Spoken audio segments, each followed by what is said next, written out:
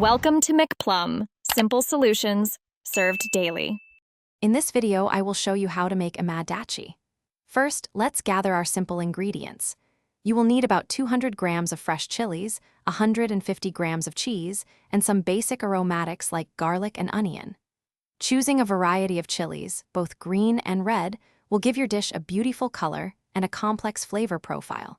Remember, the quality of your ingredients truly makes a difference in this traditional Bhutanese dish.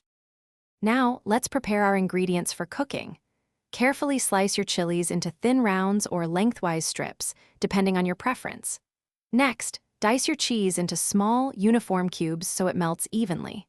Finally, finely mince 1 clove of garlic and 1 small onion. These aromatics will form the flavorful base of your Ema Datshi, adding depth to the spicy cheese sauce. It's time to cook. In a pot, combine your sliced chilies, minced garlic, and onion with about 1 cup of water. Simmer this mixture until the chilies are tender, which usually takes about 5 to 7 minutes. Then, gradually add your diced cheese, stirring continuously until it melts into a smooth, creamy sauce. Continue cooking on low heat for another 10 to 15 minutes, stirring frequently to prevent sticking.